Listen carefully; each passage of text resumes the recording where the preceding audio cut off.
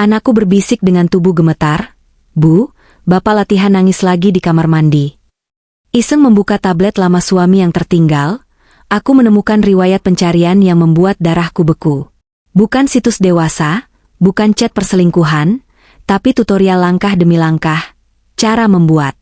Sebelum ceritanya dimulai, silakan tulis di kolom komentar dari daerah mana saja teman-teman yang menonton cerita ini. Jangan lupa like dan subscribe agar channel ini bisa semakin berkembang dan bisa mempersembahkan cerita yang lebih menarik lagi. Jam dinding menunjukkan pukul 4 sore. Langit di luar mendung gelap, menyisakan hawa dingin yang menusuk tulang. Aku menggenggam tangan mungil Dika, putra semata wayangku, saat kami melangkah masuk ke pekarangan rumah. Seharusnya, Mas Bagas, suamiku, belum pulang dari kantor. Rencananya, aku dan Dika ingin memberinya kejutan dengan memasak makan malam lebih awal sepulang kami dari belanja bulanan. Kuncinya jangan dibunyiin, bisik Dika tiba-tiba saat aku hendak memasukkan kunci ke lubang pintu. Wajah anak berumur 7 tahun itu tampak tegang, telunjuk kecilnya menempel di bibir. Kenapa, sayang? Tanyaku heran. Ada suara bapak. Di kamar mandi, jawabnya polos namun matanya menyeratkan ketakutan yang tak wajar. Aku mengernyit. Mas Bagas sudah pulang? Tumben sekali. Kami masuk perlahan. Rumah terasa sunyi, namun benar kata Dika, ada suara isak tangis tertahan yang menggema samar dari arah kamar utama.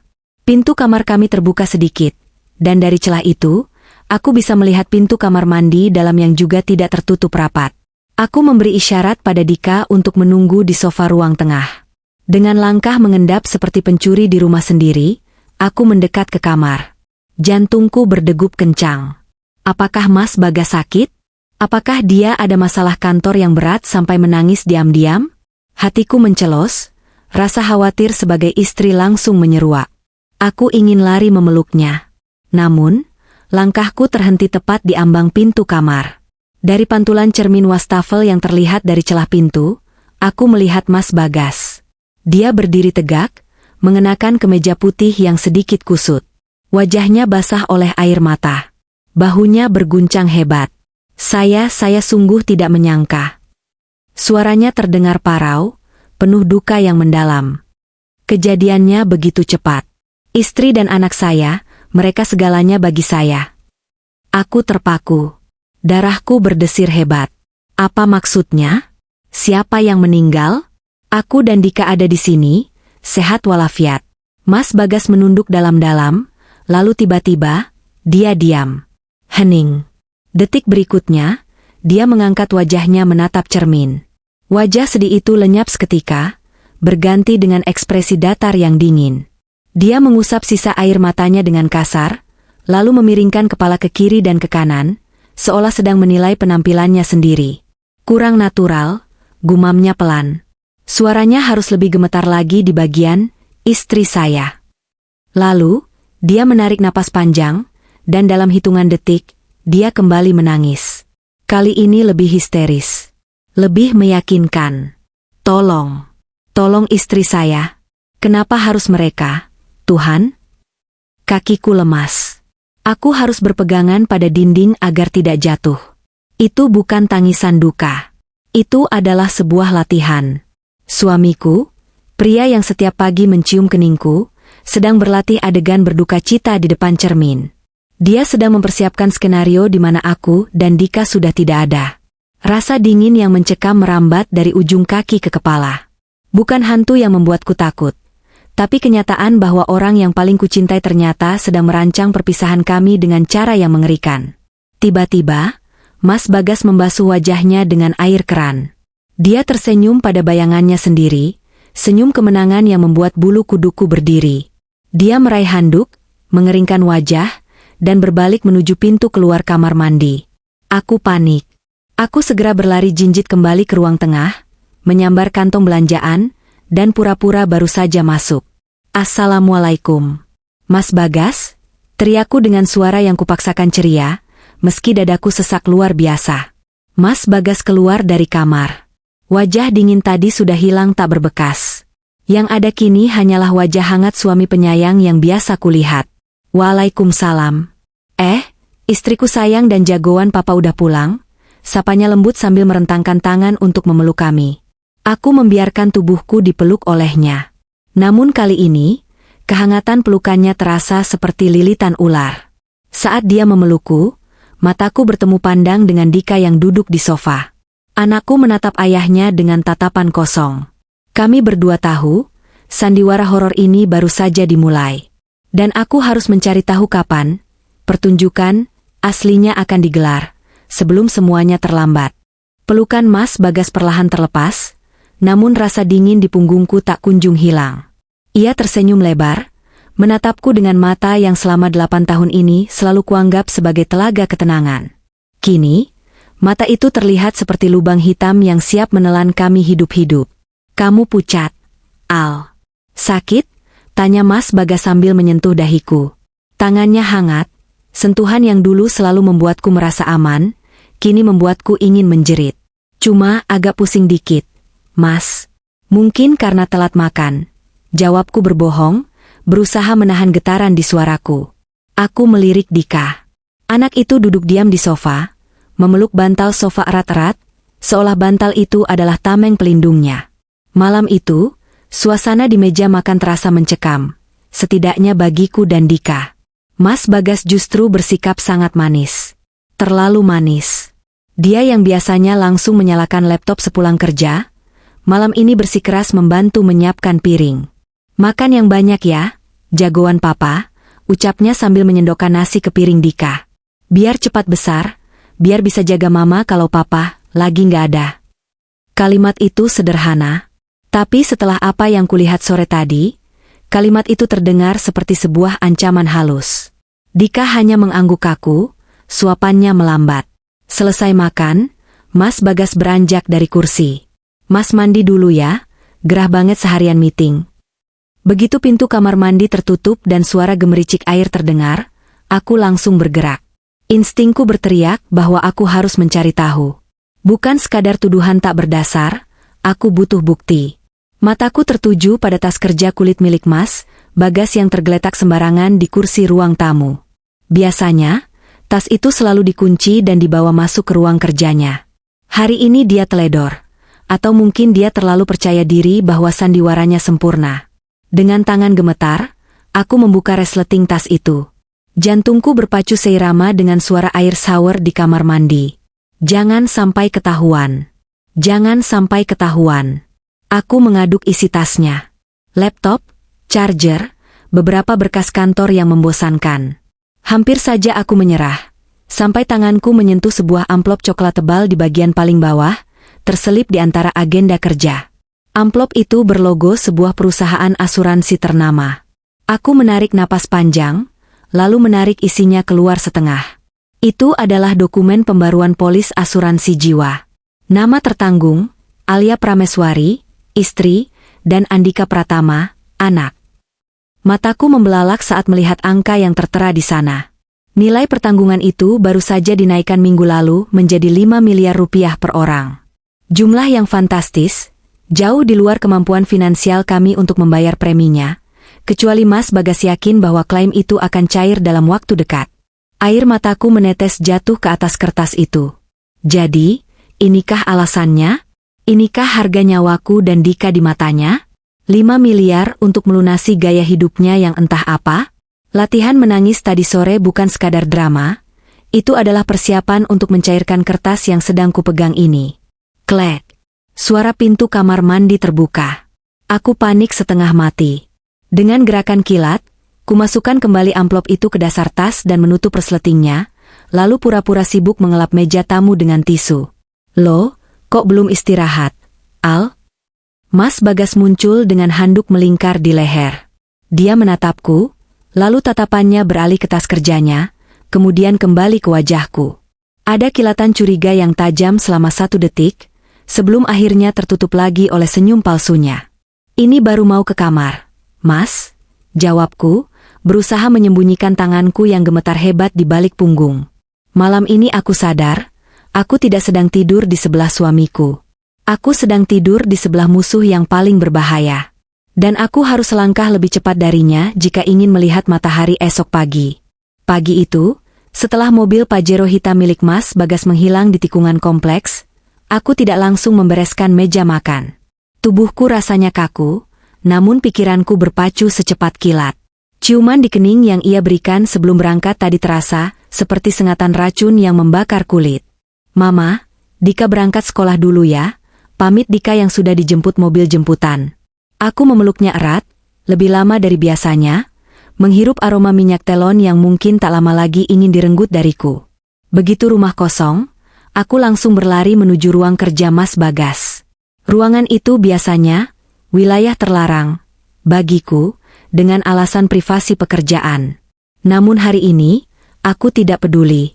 Aku harus tahu apa yang sebenarnya terjadi sebelum polis asuransi itu benar-benar dicairkan. Laptop utamanya dibawa kerja, tentu saja. Tapi aku ingat, Mas Bagas punya kebiasaan buruk.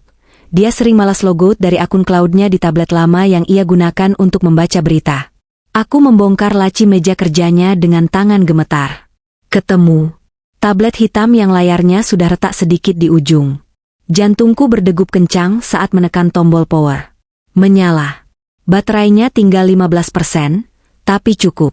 Tidak ada kata sandi layar kunci, kecerobohan yang mungkin akan menyelamatkan nyawaku. Aku segera membuka aplikasi peramban, browser. Jariku melayang di atas layar, ragu sejenak. Apa aku siap melihat isi kepala suamiku? Dengan napas tertahan, aku membuka menu riwayat pencarian. Duniaku runtuh seketika. Deretan kata kunci itu terpampang nyata, berurutan dari seminggu yang lalu. Ciri-ciri kebocoran gas yang tidak berbau. Berapa lama orang tertidur jika menghirup karbon monoksida? Syarat klaim asuransi jiwa jika meninggal karena kecelakaan rumah tangga. Jasa pemakaman cepat VIP Jakarta. Aku membekap mulutku sendiri agar tidak menjerit. Air mataku tumpah tanpa suara. Mas Bagas tidak merencanakan pembunuhan sadis berdarah-darah. Dia merencanakan kematian yang tenang, kematian dalam tidur yang terlihat seperti kecelakaan tragis. Dia ingin kami mati tanpa tahu bahwa kami sedang dibunuh. Tiba-tiba, sebuah notifikasi muncul di bagian atas layar. Sebuah pesan dari aplikasi obrolan tersembunyi yang jarang orang pakai. Nama kontaknya hanya inisial, R Project. Penasaran bercampur takut, aku mengetuk pesan itu. Mataku menelusuri percakapan mereka. R Project, bos, tempo sudah habis. Kerugian trading 3 miliar itu harus ditutup minggu ini atau asetmu kami sita semua. Balasan Mas Bagas terkirim pagi ini, tepat saat dia sedang di kamar mandi tadi. Bagas, sabar. Skenario sudah matang. Minggu depan uang asuransi cair, aku lunasi semuanya plus bunganya. Pastikan saja alatnya siap. Aku terduduk lemas di lantai. Lantai dingin ruang kerja itu terasa menusuk kulit, tapi hatiku jauh lebih beku. Jadi ini alasannya?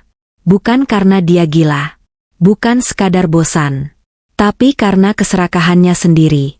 Mas Bagas terjerat utang judi trading online, dan dia memilih menukar nyawa istri dan anaknya daripada harus mengaku bangkrut dan hidup miskin. Dia menganggap nyawa kami hanyalah aset yang bisa diuangkan untuk menutupi kegagalannya. Ting tong. Bel rumah berbunyi nyaring, memecah kesunyian yang mencekam. Aku tersentak kaget, hampir melempar tablet itu. Siapa yang bertamu sepagi ini? Aku mengintip lewat jendela gorden. Di depan pagar, berdiri seorang wanita asing dengan pakaian rapi membawa map, tersenyum ramah ke arah CCTV rumah. Senyum yang entah kenapa, membuat perasaanku semakin tidak enak. Musuhku bukan hanya Mas Bagas. Ada orang lain yang terlibat. Dengan tangan yang masih gemetar, aku segera menyembunyikan tablet Mas Bagas ke balik tumpukan majalah di meja kerja.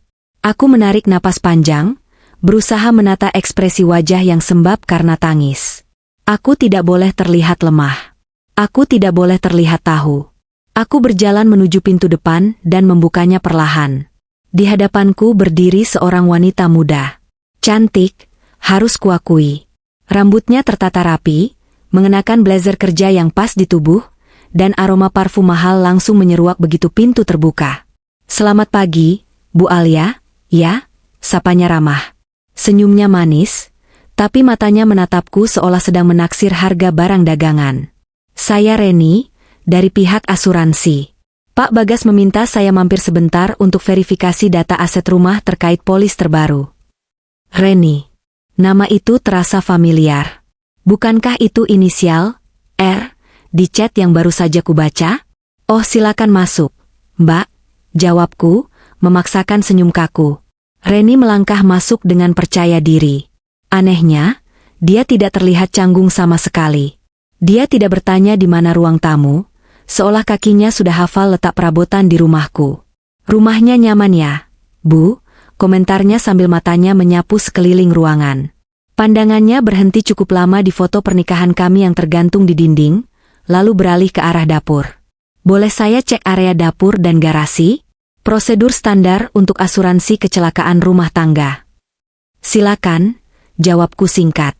Aku mengikutinya dari belakang. Gerak-geriknya mencurigakan. Di dapur, Reni tidak mencatat apa-apa. Dia justru menyentuh selang regulator tabung gas, memeriksanya sekilas, lalu tersenyum tipis. Sirkulasi udaranya bagus. Tapi hati-hati ya Bu, kadang kebocoran gas itu tidak terdeteksi. Kalimat itu terdengar seperti peringatan, atau mungkin ejekan? Tepat saat itu, suara klakson mobil jemputan sekolah terdengar di depan rumah. Dika pulang lebih awal karena hari Jumat. Dika berlari masuk dengan riang. Mama, Dika dapat nilai 100. Langkahnya terhenti mendadak saat melihat Reni berdiri di ruang tengah. Senyum ceria di wajah anakku lenyap seketika. Tubuh kecilnya menegang. Dia mundur perlahan dan bersembunyi di balik punggungku, mencengkeram gamisku erat-erat. Halo, sayang. Baru pulang sekolah ya? Sapa Reni dengan nada yang dibuat-buat ramah, mencoba menyentuh kepala Dika. Dika menepis tangan itu. Matanya memancarkan ketidaksukaan yang mendalam, sesuatu yang jarang ditunjukkan oleh Dika yang biasanya sopan. Dika, salam dulu sama Tante Reni, tegurku lembut, bingung dengan reaksinya. Reni tertawa renyah, namun terdengar sumbang. Ah, mungkin dia malu. Ya sudah Bu Alia, saya pamit dulu. Datanya sudah cukup. Wanita itu melenggang pergi meninggalkan rumah kami. Begitu pintu tertutup dan suara mobilnya menjauh, aku segera berjongkok menyamakan tinggiku dengan Dika. Sayang, kenapa nggak sopan begitu? Dika kenal tante itu? Tanyaku. Dika menatapku dengan mata berkaca-kaca. Bibir mungilnya bergetar, ragu untuk bicara. Namun akhirnya, dia mendekatkan wajahnya ke telingaku dan berbisik pelan, bisikan yang menghancurkan sisa-sisa pertahananku yang belum runtuh. Ma, tante itu jahat. Jahat gimana? Itu tante yang sering video call sama papa kalau mama sudah tidur malam, ucap Dika polos. Dika pernah bangun mau pipis. Papa lagi ketawa-ketawa sama tante itu di HP. Papa bilang ke tante itu, sabar ya sayang, sebentar lagi rumah ini jadi milik kita berdua. Duniaku gelap seketika. Ternyata, Mas Bagas bukan hanya ingin uang asuransi. Dia ingin menghapus kami sepenuhnya. Dia ingin mengganti posisiku di rumah ini, di meja makan ini, bahkan mungkin di hati anak-anak baru yang akan mereka miliki nanti. Aku memeluk Dika erat-erat, membiarkan air mataku jatuh di bahu kecilnya. Hari ini aku belajar satu hal menyakitkan. Pembunuh paling kejam bukanlah orang yang memegang pisau, tapi orang yang tersenyum padamu sambil menyiapkan penggantimu. Dan sekarang aku tahu, Reni bukan sekadar agen asuransi. Dia adalah R Project. Dia adalah alasan kenapa aku dan Dika harus mati. Pagi di hari Sabtu itu terasa berbeda. Setelah kepergian Reni kemarin dan pengakuan Dika yang menghancurkan hatiku, aku memutuskan kami tidak boleh berlama-lama di rumah ini. Aku butuh udara segar, dan yang terpenting, aku butuh menjauhkan Dika dari Mas Bagas barang sejenak. Mas, aku mau ajak Dika ke rumah ibu sebentar ya. Kangen masakan ibu. Pamitku pada Mas Bagas yang sedang duduk santai di teras sambil membaca koran. Dia terlihat begitu tenang, seolah tidak ada rencana jahat di kepalanya. Mas Bagas menurunkan korannya, menatapku sekilas.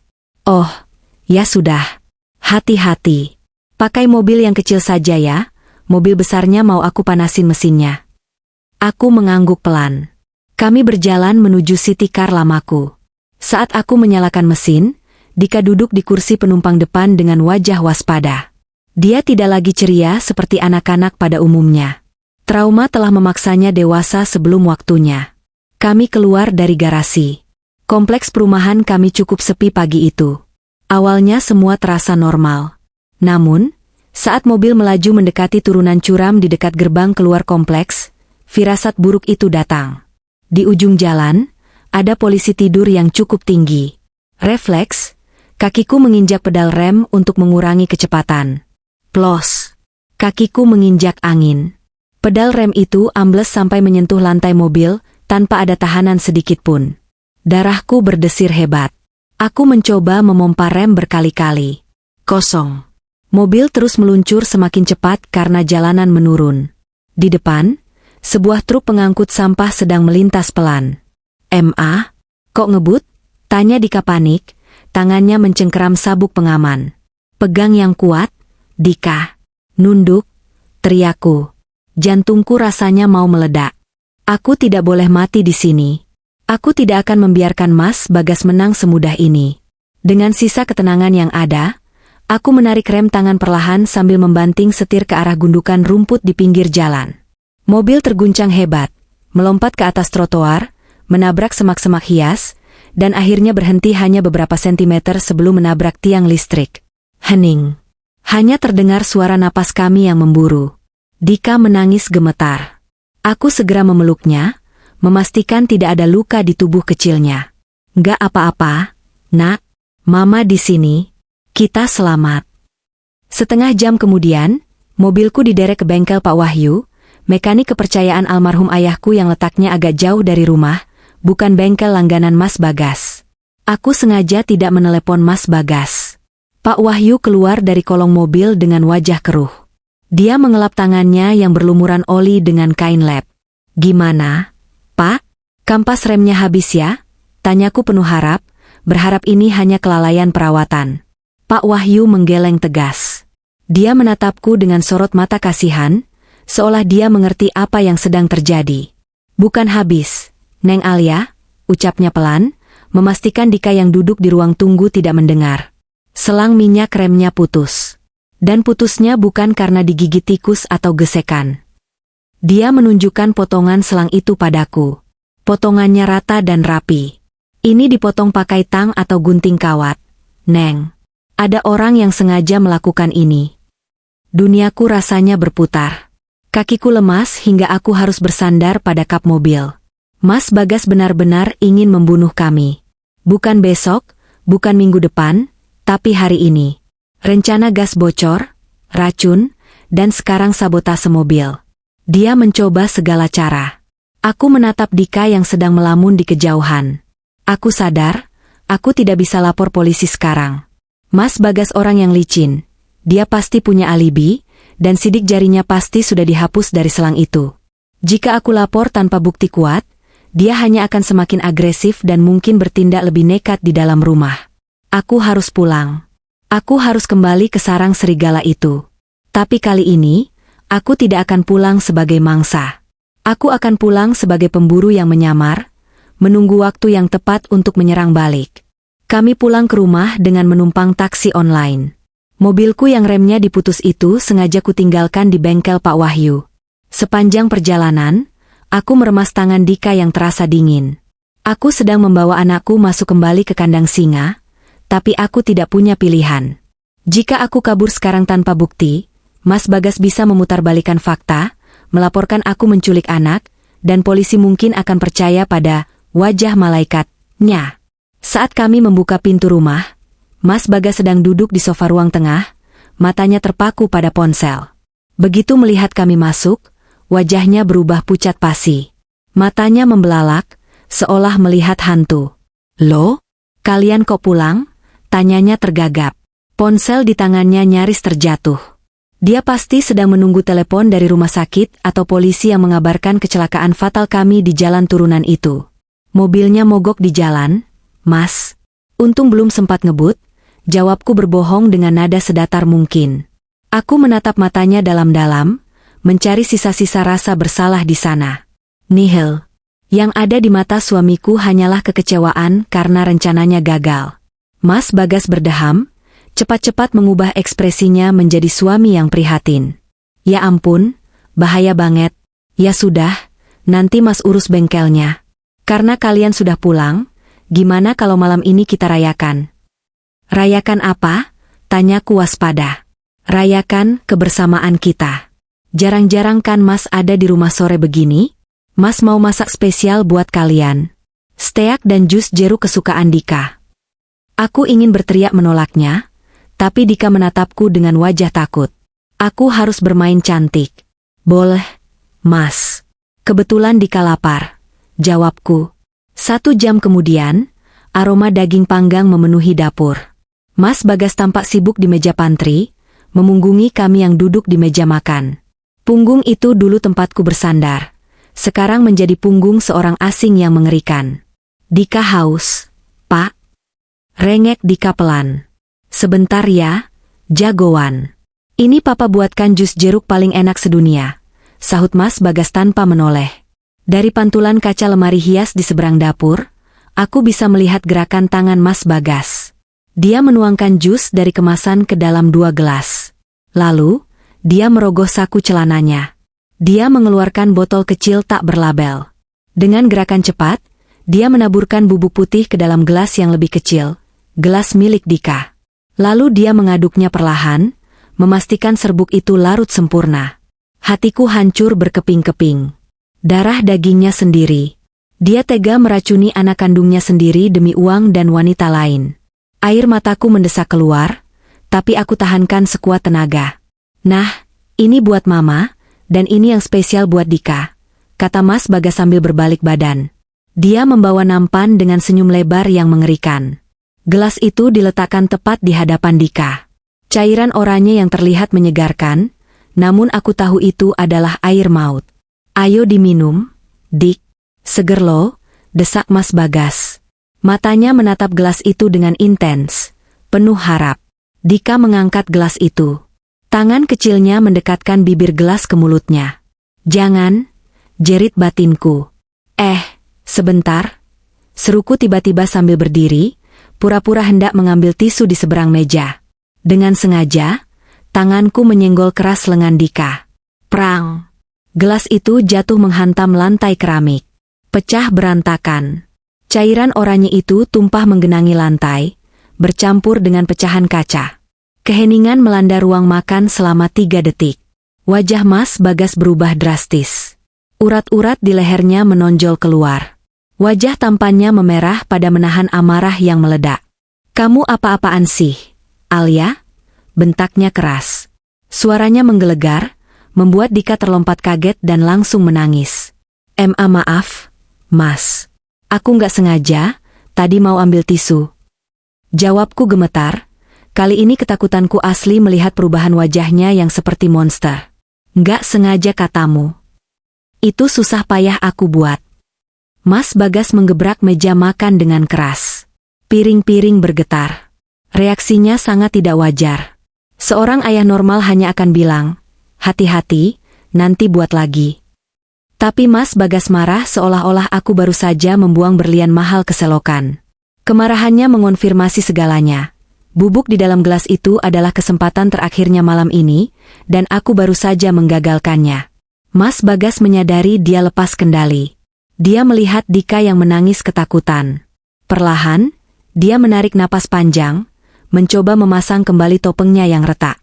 Maaf, Papa cuma kaget, ucapnya dengan napas memburu, matanya masih menatap tajam ke arah genangan jus di lantai. Papa bersihkan dulu, kalian masuk kamar saja. Aku segera menarik tangan Dika, membawanya lari masuk ke kamar dan mengunci pintu rapat-rapat. Di luar sana, aku mendengar suara sapu yang beradu dengan pecahan kaca. Tapi aku tahu, Mas Bagas tidak sedang membersihkan lantai. Dia sedang memikirkan cara lain. Cara yang lebih kasar. Malam ini, kami tidak akan tidur. Suara sapu yang bergesekan dengan lantai keramik di luar kamar akhirnya berhenti. Keheningan kembali menyelimuti rumah, namun kali ini keheningan itu terasa jauh lebih mencekam daripada suara teriakan. Di dalam kamar utama yang terkunci rapat, aku duduk di tepi kasur sambil mendekap Dika yang akhirnya tertidur karena kelelahan menangis. Aku menatap wajah polos anakku. Napasnya masih terdengar berat, sesekali tersentak dalam tidurnya. Hatiku perih. Rumah yang seharusnya menjadi tempat paling aman baginya, kini berubah menjadi penjara di mana ayahnya sendiri berperan sebagai sipir yang mematikan. Aku tahu, malam ini adalah puncaknya. Insiden gelas pecah tadi pasti membuat Mas Bagas semakin nekat. Dia sudah gagal dengan rem mobil, gagal dengan racun. Dia tidak akan menunggu sampai besok pagi. Dia butuh kami, tiada, malam ini juga agar skenarionya berjalan. Aku tidak bisa hanya bertahan di balik pintu kayu ini. Pintu ini bisa didobrak. Aku butuh sesuatu yang lebih kuat daripada kunci pintu. Aku butuh hukum. Aku butuh bukti yang tak terbantahkan agar polisi bisa menyeretnya malam ini juga. Teringat sesuatu, aku berjingkat menuju lemari pakaian. Di bagian paling belakang, tersembunyi di balik tumpukan baju gamis, ada sebuah kotak kecil yang baru sampai 2 hari lalu dari toko online. Itu adalah jam meja digital berwarna hitam. Bentuknya sederhana, terlihat seperti jam meja biasa seharga 50 ribuan. Tapi jam ini memiliki mata kamera kecil yang tersembunyi di balik angka digitalnya, dan terhubung langsung ke aplikasi di ponselku. Aku membelinya saat pertama kali merasa curiga dengan gelagat aneh Mas Bagas minggu lalu, meski saat itu aku berdoa semoga alat ini tidak perlu kupakai. Doaku tidak terkabul. Malam ini, alat ini adalah satu-satunya harapan kami. Masalahnya, aku harus meletakkan jam ini di ruang tengah, tempat Mas Bagas berada sekarang. Aku menarik napas panjang, mengumpulkan sisa keberanian yang tercecer. Aku merapikan rambut, mengubah ekspresi wajahku menjadi lesu dan menyerah, lalu meraih jam itu. Bismillah, bisikku lirih. Perlahan, aku memutar kunci pintu. Klek. Suara kunci terbuka terdengar nyaring di telingaku. Aku membuka pintu sedikit. Ruang tengah remang-remang, hanya diterangi cahaya dari televisi yang volumenya dikecilkan. Mas Bagas duduk di sofa, membelakangiku. Asap rokok mengepul di sekelilingnya, padahal dulu dia anti merokok di dalam rumah. Mas. Panggilku pelan dengan suara serak. Mas Bagas menoleh perlahan. Wajahnya datar, dingin, tanpa emosi. Mau apa keluar? Bukannya sudah tidur? Aku mau ambil air hangat di dispenser. Perutku sakit sekali, Mas. Mual, ujarku sambil memegangi perut, berpura-pura sakit akibat efek kaget tadi. Aku ingin dia berpikir aku lemah, tidak berdaya, dan bukan ancaman. Mas Bagas menatapku tajam selama beberapa detik, lalu mengangguk singkat. Ya sudah. Cepat ambil dan masuk lagi. Aku berjalan tertatih menuju dapur, melewati meja buffet yang menghadap langsung ke arah sofa tempatnya duduk. Dengan gerakan cepat namun natural, aku meletakkan jam digital itu di atas tumpukan majalah di meja buffet. Jam beker dari kamar aku taruh sini ya, Mas. Baterai jam dinding mati, biar kelihatan waktunya, ucapku sambil lalu, berusaha terdengar tidak peduli. Mas Bagas tidak merespons, matanya kembali fokus ke layar ponselnya. Dia tidak curiga. Baginya, aku hanyalah istri bodoh yang sedang ketakutan. Setelah mengambil segelas air, aku kembali masuk ke kamar dan mengunci pintu secepat kilat. Jantungku rasanya mau copot. Aku bersandar di balik pintu, mengatur napas yang memburu. Segera, aku mengambil ponselku dan membuka aplikasi pemantau. Layar ponselku berkedip, lalu menampilkan gambar live streaming dari ruang tengah. Gambarnya jernih, hitam putih karena mode malam, night vision, aktif. Di layar itu, aku melihat Mas Bagas. Dia tidak sedang menonton TV. Dia sedang menelepon seseorang. Ponsel ditempelkan di telinga kanannya, sementara tangan kirinya memainkan sebuah benda logam panjang yang ia ambil dari bawah meja. Itu kunci Inggris besar. Aku menaikkan volume ponselku dan memasang earphone agar suaranya terdengar jelas. Suara Mas Bagas terdengar tajam melalui mikrofon jam digital itu. Halo, Ren. Iya, gagal lagi. Anak itu nyenggol gelasnya, ucap Mas Bagas dengan nada frustrasi. Tenang saja. Malam ini aku pakai cara kasar. Aku akan buat seolah-olah ada perampok masuk. Kamu siapkan alibi aku, bilang aku ada di apartemenmu jam 11 nanti. Aku menutup mulutku menahan jeritan. Tanganku gemetar hebat memegang ponsel. Bukti ini sudah cukup. Sangat cukup untuk mengirimnya ke penjara seumur hidup. Tapi, kalimat, malam ini, dan, cara kasar, berarti waktuku tidak banyak. Aku melihat jam di dinding. Pukul 21.30. Perampok. Dia akan menyamar menjadi perampok atau menyewa orang, lalu menghabisi kami dengan benda tumpul itu. Aku menatap Dika yang masih terlelap. Malam ini, kami harus bermain petak umpet. Petak umpet paling berbahaya dalam hidup kami. Cahaya redup dari layar ponsel menjadi satu-satunya penerangan di kamar yang gelap itu. Aku duduk bersandar pada pintu yang terkunci, lututku gemetar, namun mataku tak berkedip menatap siaran langsung dari ruang tengah. Di layar kecil itu, aku melihat sosok yang dulu kucintai setengah mati kini berubah menjadi orang asing yang mengerikan. Mas Bagas tidak lagi duduk santai. Dia mulai bergerak. Hal pertama yang dilakukannya membuat napasku tercekat. Dia membuka laci meja buffet dan mengeluarkan sepasang sarung tangan kulit hitam. Itu adalah sarung tangan yang kubelikan sebagai hadiah ulang tahunnya tahun lalu untuk hobi motorannya. Kini, dia mengenakannya bukan untuk berkendara, melainkan agar sidik jarinya tidak tertinggal di tubuh kami. Air mataku menetes, jatuh tepat di layar ponsel. Betapa ironisnya, hadiah cinta dariku akan digunakan untuk mengakhiri hidupku. Mas Bagas kemudian berjalan menuju jendela depan. Dengan tenang, dia membuka kunci jendela dari dalam. Namun, bukannya membiarkannya terbuka, dia justru mengambil obeng dari saku celananya dan mencungkil paksa engsel jendela itu sampai rusak. Krek! Suara patahan kayu terdengar samar dari luar kamar, namun terdengar jelas lewat earphone di telingaku. Dia sedang merancang tempat kejadian perkara, TKP. Dia ingin membuat seolah-olah ada orang luar yang membobol masuk secara paksa. Sebuah skenario perampokan yang berakhir tragis. Rapi sekali. Setelah jendela dirusak, Mas Bagas kembali ke tengah ruangan. Dia meraih ponselnya lagi, melakukan panggilan video. Wajah Reni muncul di layar ponselnya, terlihat samar dari kamera CCTV-ku. Aku segera menekan tombol, rekam, di aplikasi ponselku. Detik-detik ini krusial. Sudah beres jendelanya? Tanya suara Reni, terdengar kecil namun jelas. Mas Bagas mengangguk sambil memutar-mutar kunci Inggris besar di tangannya. Beres. Sidik jari aman. Tetangga sebelah lagi pergi liburan, jadi nggak ada yang dengar kalau ada sedikit keributan nanti. Bagus, sahut Reni dingin. Ingat, Mas, jangan ragu-ragu. Kalau mereka cuma pingsan, kita yang habis. Pastikan kepalanya kena benda tumpul itu. Polisi harus percaya kalau perampoknya panik saat ketahuan. Mendengar kalimat itu, rasanya jantungku berhenti berdetak. Mereka membicarakan kematian kami seolah sedang mendiskusikan menu makan malam. Tidak ada rasa bersalah. Tidak ada kemanusiaan. Hanya ada keserakahan yang busuk.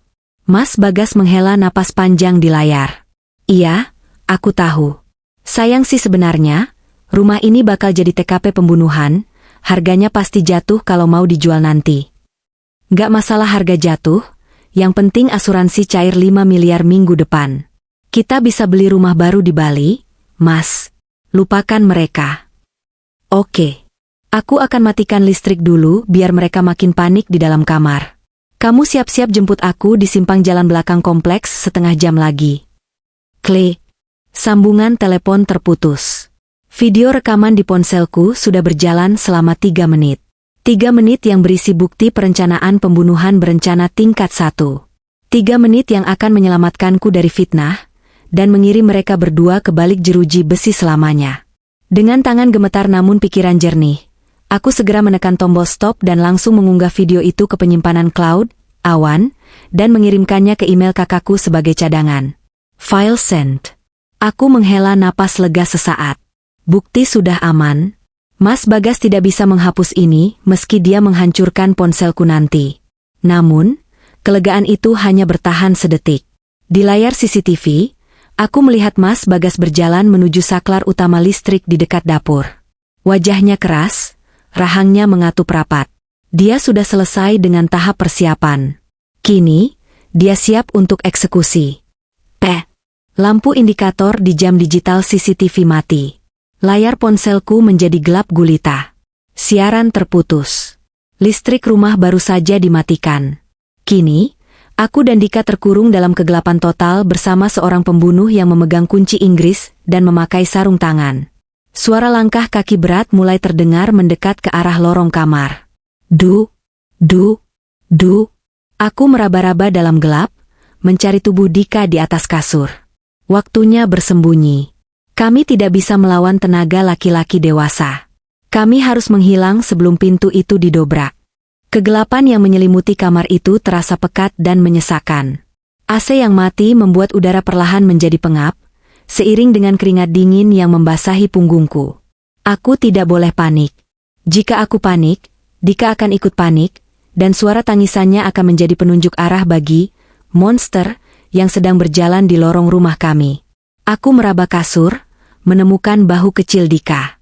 Dia menggeliat, terbangun karena hawa panas dan gelap yang tiba-tiba. Kok gelap? Lampunya mati? Suaranya serak khas bangun tidur. SSTTT. Aku segera membekap mulutnya lembut, mendekatkan bibirku ke telinganya. Dika, dengar mama. Jangan bersuara. Kita harus main permainan sekarang. Main apa malam-malam? Bisiknya bingung. Petak umpet. Jawabku, menelan ludah yang terasa pahit. Tapi ini petak umpet spesial. Dika harus sembunyi di tempat paling rahasia, dan gak boleh keluar sampai ada orang lain selain papa yang datang. Mengerti? Aku menuntunnya turun dari kasur. Kakiku tersandung kaki meja rias, tapi aku menggigit bibir menahan sakit agar tidak bersuara. Kami meraba-raba menuju lemari pakaian besar yang tertanam di dinding, built-in wardrobe. Lemari ini adalah warisan almarhum ayahku yang membangun rumah ini. Dulu, ayah mendesain sebuah celah rahasia di balik papan belakang lemari untuk menyimpan dokumen penting dan brankas. Celah itu sempit, tapi cukup untuk tubuh anak kecil seusia Dika. Aku membuka pintu lemari, menyingkirkan deretan baju gamis panjang yang menggantung, lalu menggeser papan kayu di bagian belakang. Masuk ke dalam, nak, perintahku. Dika ragu. Sempit, Mama ikut. Pertanyaan itu merobek hatiku. Aku ingin sekali ikut masuk, memeluknya, dan bersembunyi dari kenyataan gila ini. Tapi aku tidak bisa. Aku harus menjadi umpan. Jika Mas Bagas masuk dan tidak menemukan siapa-siapa, dia akan menggeledah setiap inci kamar ini sampai menemukan Dika. Aku harus ada di luar untuk mengalihkan perhatiannya. Mama jaga di luar. Ingat aturan mainnya, Dik, suaraku bergetar hebat. Apapun suara yang Dika dengar, mau suara teriakan mama, suara barang pecah, atau suara bujukan papa, Dika jangan keluar. Dika tutup telinga rapat-rapat dan berdoa dalam hati. Janji. Dalam remang cahaya bulan yang masuk dari celah ventilasi, aku melihat Dika mengangguk perlahan. Dia mencium tanganku. Janji, Aku mendorongnya masuk ke celah itu, lalu menutup kembali papan kayunya dan merapikan baju-baju gantung agar menutupi celah tersebut. Du. Langkah kaki itu berhenti tepat di depan pintu kamar. Jantungku berhenti berdetak. Aku mundur perlahan, menjauh dari lemari, menuju sisi lain kamar. Aku meraba saku celanaku, mengambil ponsel. Sinyal wifi sudah hilang karena router listrik mati. Hanya ada satu bar sinyal 4G yang timbul tenggelam. Dengan tangan gemetar, aku mengetik pesan di grup WhatsApp keluarga besar. Tolong, Bagas mau bunuh kami. Listrik dimatikan. Dia bawa senjata. Ini bukan lelucon. Aku menekan send. Ikon jam dinding muncul. Pending. Ya Tuhan, tolong kirimkan pesan ini. Krek. Gagang pintu kamar diputar dari luar. Terkunci. Hening sejenak. Lalu terdengar suara Mas Bagas. Suaranya tenang, namun nadanya membuat darahku membeku. Sayang, kok pintunya dikunci? Listriknya anjlok nih, gelap banget di luar. Sandiwara lagi. Dia masih berusaha memancingku membuka pintu dengan sukarela. Dia tidak tahu aku sudah melihat semuanya lewat CCTV tadi. Alia, buka pintunya, Dek. Mas mau ambil senter di laci nakas. Bujuknya lagi. Kali ini nadanya sedikit tidak sabar. Aku diam mematung di sudut kamar, memegang tongkat baseball yang memang kusimpan di samping tempat tidur untuk keamanan. Aku tidak menjawab. Biarkan dia bingung. Alia, buka pintunya. Topengnya lepas. Gedoran keras menghantam pintu kayu itu. Brak, brak, dia mulai mendobrak. Engsel pintu berderit ngeri. Aku melirik ke arah lemari tempat Dika bersembunyi. Tetap di sana, nak, jangan keluar. Pesan di HP-ku akhirnya berubah menjadi centang 1. Pesan terkirim ke server, tapi belum diterima oleh kakakku. Aku tidak punya waktu lagi untuk menunggu bantuan datang. Brak. Suara kayu pecah menggema. Kunci pintu jebol. Daun pintu terbuka lebar, menabrak dinding dengan keras. Sosok tinggi besar berdiri di ambang pintu. Dalam kegelapan, aku hanya bisa melihat siluet tubuhnya dan kilatan logam dari kunci Inggris di tangan kanannya. Kenapa harus dipersulit sih, Al? Desis Mas Bagas sambil melangkah masuk. Permainan petak umpet sudah selesai. Kini saatnya bertahan hidup. Siluet tubuh Mas Bagas berdiri tegak di ambang pintu yang kuncinya sudah hancur berantakan. Napasnya terdengar berat, memecah kesunyian kamar yang gelap gulita. Di tangan kanannya, ia menggenggam kunci Inggris besar. Logam dingin itu berkilau samar tertimpa cahaya bulan dari ventilasi, menciptakan bayangan mengerikan di dinding. Aku mundur selangkah demi selangkah hingga punggungku menabrak dinding dingin di samping lemari pakaian, tempat Dika bersembunyi. Tanganku mencengkeram erat tongkat bisbol kayu, satu-satunya senjataku. Keringat dingin mengalir deras di pelipis. Mas Bagas tidak langsung menyerang. Dia justru menyalakan senter dari ponselnya dan menyorotkannya tepat ke wajahku. Cahaya itu menyilaukan, memaksaku menyipitkan mata. Simpan tongkat mainan itu, Al. Jangan konyol, ucapnya datar. Suaranya begitu tenang, seolah dia sedang menyuruhku menaruh piring kotor, bukan sedang mengancam nyawaku. Jangan mendekat, teriakku, suaraku bergetar namun tegas. Aku tahu rencanamu, Mas. Aku tahu soal asuransi itu. Aku tahu soal Reni. Hening. Cahaya senter itu sedikit bergoyang. Nama, Reni, rupanya berhasil mengguncang ketenangannya. Mas Bagas menurunkan sorot lampu itu sedikit, membiarkan aku melihat wajahnya yang kini tidak lagi memakai topeng suami penyayang. Wajah itu keras, dingin, dan penuh kebencian. Oh, jadi kamu sudah tahu. Mas Bagas tertawa kecil, tawa yang kering dan hampa. Dia melangkah masuk, menutup pintu yang rusak itu dengan punggungnya. Baguslah. Aku capek pura-pura sedih. Capek pura-pura peduli. Kenapa, Mas? Air mataku menetes, bukan karena takut, tapi karena rasa sakit pengkhianatan yang begitu dalam. Kurang apa aku selama ini? Aku dampingi kamu dari nol, Mas. Dari kita ngontrak petak sampai punya rumah ini. Kurang? Mas Bagas mendesis, dia maju selangkah. Kamu itu beban, Alia. Hutangku di mana-mana gara-gara gaya hidup yang harus kucukupi biar terlihat sukses. Dan sekarang, asetku satu-satunya cuma polis asuransi nyawa kalian. 5 miliar, Al.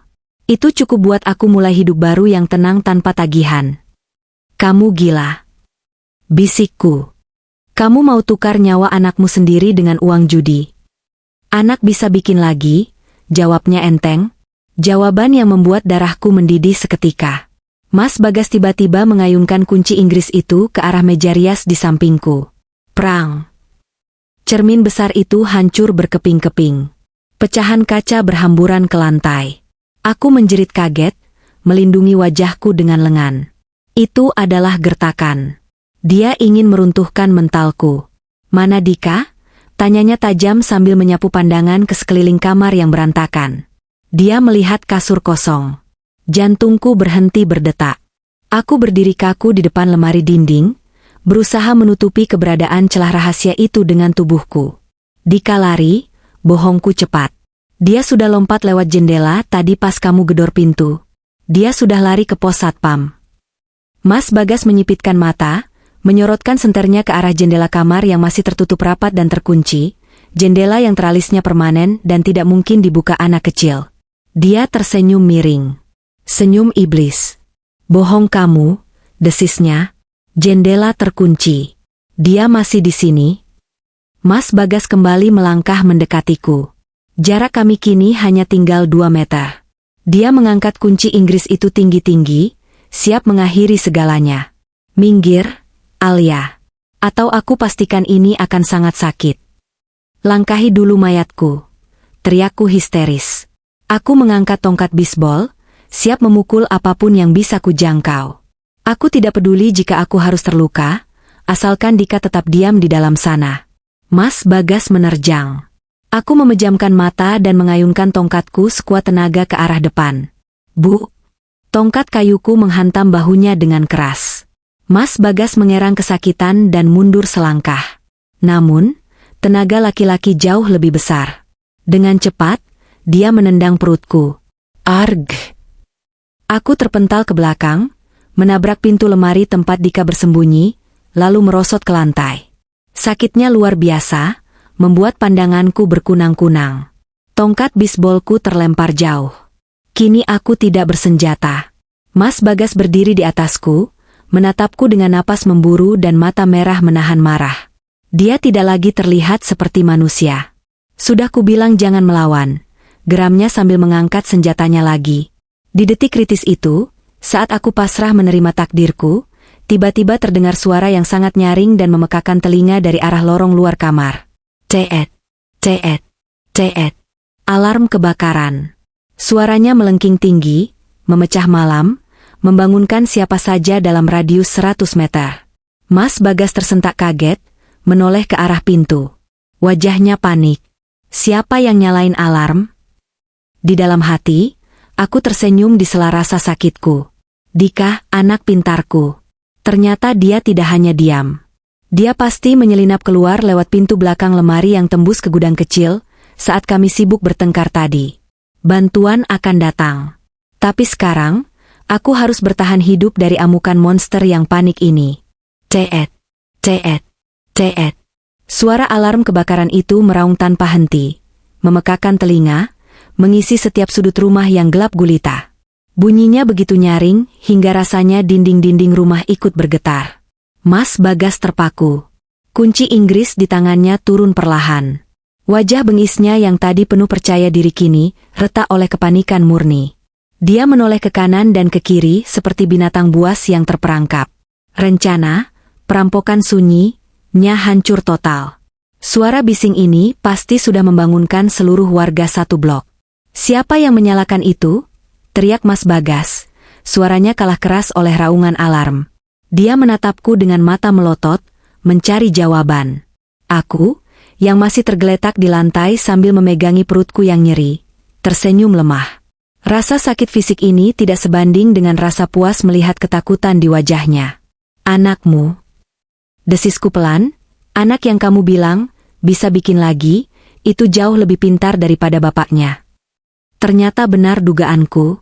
Lemari dinding buatan almarhum ayah itu memiliki panel belakang yang tembus ke gudang kecil, tempat di mana panel listrik dan sistem keamanan rumah terpasang.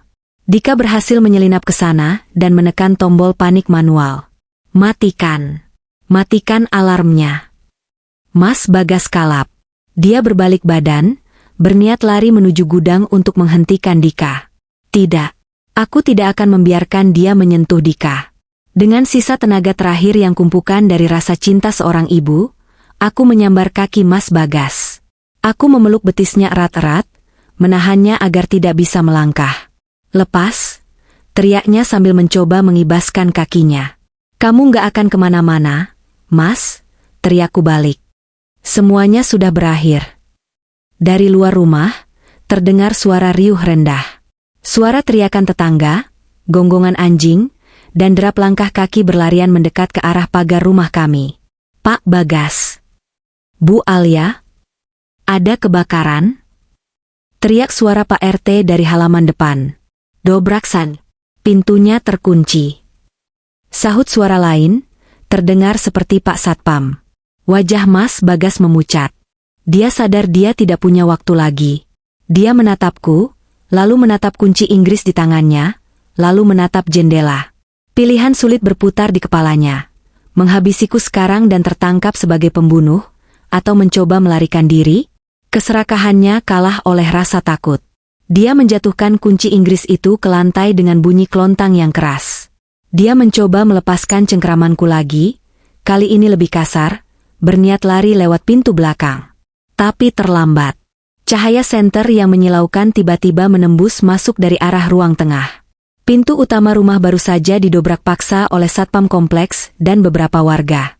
Itu di dalam. Ada suara di kamar. Derap langkah kaki sepatu bot mendekat cepat. Dalam hitungan detik, 3 orang satpam berseragam lengkap dan 2 tetangga pria menyerbu masuk ke dalam kamar kami yang pintunya sudah rusak parah. Cahaya senter mereka menyapu ruangan yang berantakan itu. Pemandangannya jelas dan tak terbantahkan. Kaca rias yang hancur, kunci Inggris tergeletak di lantai, aku yang tersungkur memegangi perut kesakitan, dan Mas Bagas yang berdiri dengan keringat dingin bercucuran. Angkat tangan. Jangan bergerak. Bentak kepala satpam, mengarahkan tongkat pentungan ke arah Mas Bagas. Mas Bagas refleks mengangkat kedua tangannya. Wajahnya berubah drastis dalam sekejap. Topeng manipulatifnya kembali terpasang. "Pak, tolong Pak," seru Mas Bagas dengan nada memelas yang dibuat-buat. Istri saya mengamuk. Dia histeris. Dia mau melukai diri sendiri, saya cuma mencoba menenangkan." Aku ternganga. Sampai detik terakhir pun, dia masih mencoba memutarbalikkan fakta. Para warga sempat tertegun ragu. Mas Bagas memang dikenal sebagai warga teladan yang santun. Namun, kebohongan itu runtuh ketika saat sebuah suara kecil muncul dari arah belakang lemari. Pintu panel gudang terbuka. Dika keluar dari sana, wajahnya cemong debu, air mata membasahi pipinya. Dia berlari kencang, bukan ke arah ayahnya, tapi langsung menubrukkan diri ke pelukanku. "Bohong!" teriak Dika sambil menunjuk ayahnya dengan jari telunjuk yang gemetar. "Bapak bohong. Bapak mau pukul mama pakai besi itu." Dika lihat sendiri dari lubang lemari. "Bapak jahat." Kesaksian polos seorang anak tidak bisa dibantah. Keheningan mencekam menyelimuti ruangan, hanya diisi oleh suara napas Mas Bagas yang memburu. Pak RT maju selangkah, menatap Mas Bagas dengan tatapan jijik. Dia melihat kunci Inggris di lantai, lalu melihat kondisi jendela yang engselnya rusak dari dalam. "Pak Bagas," suara Pak RT dingin dan tegas. "Anda ikut kami ke pos sekarang. Biar polisi yang mendengar sisa ceritanya." 2 satpam langsung meringkus lengan Mas Bagas, memelintirnya ke belakang. Mas Bagas tidak melawan. Dia hanya menunduk, bahunya lemas. Saat dia digiring keluar melewati kami, dia sempat menoleh sekilas padaku. Tidak ada penyesalan di matanya, hanya tatapan kosong seseorang yang kalah taruhan. "Mama." Isak Dika dalam pelukanku. "Sudah, Nak.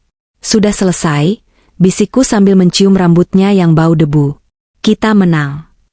Rumah ini masih gelap, tapi bagiku, cahaya terang baru saja terbit. Jam dinding di ruang penyidik kantor polisi menunjukkan pukul 3 pagi. Cahaya lampu neon yang putih terang membuat mataku terasa perih, namun aku tidak berani memejamkannya barang sedetik pun. Di pangkuanku, Dika tertidur pulas dengan sisa air mata yang mengering di pipinya. Jaket polisi yang kebesaran menyelimuti tubuh mungilnya, melindunginya dari dinginnya AC ruangan. Pintu ruang penyidik terbuka. Seorang perwira polisi masuk membawa sebuah map tebal dan plastik bening berisi barang bukti, jam meja digital hitam milikku dan tablet retak milik Mas Bagas. "Bu Alia," sapa polisi itu dengan nada simpatik. "Ibu sudah bisa bernapas lega sekarang." Aku menegakkan punggung, mengeratkan pelukanku pada Dika. "Bagaimana statusnya, Pak?" "Suami ibu, saudara Bagas, sudah resmi kami tetapkan sebagai tersangka percobaan pembunuhan berencana," jelas polisi itu tegas. "Bukti yang ibu berikan sangat sempurna. Rekaman video dari kamera tersembunyi di jam ini merekam jelas percakapan tersangka dengan wanita bernama Reni, serta niatnya untuk memalsukan kejadian perampokan."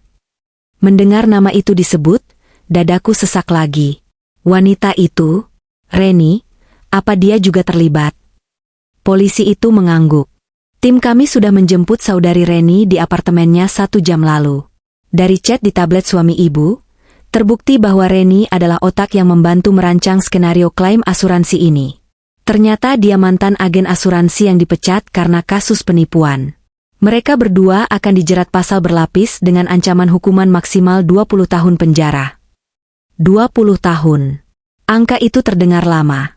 Tapi bagiku, itu tidak akan pernah cukup untuk membayar trauma yang ditanamkan Mas Bagas di benak Dika. Apa ibu ingin melihat tersangka sebelum dia dipindahkan ke sel tahanan? Tanyanya hati-hati. Awalnya aku ingin menolak. Aku ingin menghapus wajah Mas Bagas dari ingatanku selamanya. Tapi ada satu hal yang harus kulakukan demi menutup buku ini dengan sempurna. Aku harus melihatnya tanpa rasa takut, untuk membuktikan bahwa aku bukan lagi korbannya. Ya, Pak. Sebentar saja, jawabku. Aku menitipkan Dika pada polwan yang berjaga, lalu berjalan menuju ruang interogasi dengan dinding kaca satu arah. Dari balik kaca gelap, aku bisa melihat Mas Bagas duduk di kursi besi dengan tangan terborgol. Wajahnya kusut, kemejanya berantakan.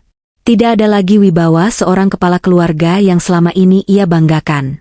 Namun yang membuatku merinding, tidak ada setitik pun air mata penyesalan di wajahnya. Dia hanya menunduk, menggumamkan sumpah serapah, kesal karena rencananya gagal, bukan sedih karena hampir membunuh keluarganya. Itulah wajah aslinya. Sosok monster narsistik yang tidak memiliki empati. Aku menempelkan telapak tanganku ke kaca dingin itu. Selamat tinggal, Mas, bisikku pelan. Uang 5 miliar yang kamu kejar itu tidak akan pernah bisa membeli kebahagiaan yang kamu hancurkan malam ini. Aku berbalik pergi. Langkahku terasa ringan. Beban berat yang menindih dadaku selama berminggu-minggu akhirnya terangkat. 1 bulan kemudian. Sore itu cerah. Matahari terbenam menyisakan semburat jingga di langit. Aku dan Dika duduk di teras rumah kontrakan baru kami. Rumah ini jauh lebih kecil dari rumah gedongan kami yang dulu, tapi di sini, udaranya terasa bersih. Tidak ada CCTV pengintai, tidak ada racun, dan tidak ada sandiwara. Proses perceraian berjalan cepat, karena Mas Bagas sudah dipenjara. Hak asuh Dika jatuh penuh ke tanganku. Kami memulai semuanya dari nol lagi. Uang tabunganku tidak banyak, tapi cukup untuk kami bertahan hidup dengan tenang. Ma, panggil Dika sambil mewarnai buku gambarnya. Ya, sayang. Dika berhenti menggoreskan krayonnya. Dia menatapku dengan mata bulatnya yang jernih. Bapak nggak akan pulang lagi, kan? Pertanyaan itu masih sering ia tanyakan setiap malam. Trauma itu masih ada, membekas seperti luka parut yang butuh waktu lama untuk pudar. Aku tersenyum lembut, mengusap rambutnya. Enggak, Nak. Bapak sedang dihukum karena perbuatannya. Di sini cuma ada Mama dan Dika. Dan Mama janji, pintu rumah kita sekarang kuncinya paling kuat sedunia. Dika tersenyum lebar, senyum tulus pertamanya dalam sebulan terakhir. Kalau gitu Dika gambar gembok yang besar di pagar rumah ini biar monster nggak bisa masuk. Aku tertawa kecil, meski mataku berkaca-kaca. Aku belajar hal terpenting dalam hidup ini dengan cara yang keras. Kejahatan paling mengerikan terkadang tidak bersembunyi di gang gelap, melainkan tidur mendengkur di sebelah bantal kita, berlindung di balik topeng keluarga. Tapi aku juga belajar bahwa naluri seorang ibu dan kejujuran seorang anak adalah senjata yang jauh lebih kuat daripada rencana jahat manapun. Kami selamat. Kami hidup. Dan kali ini, air mata yang jatuh di pipiku bukan karena takut, tapi karena rasa syukur yang tak terhingga.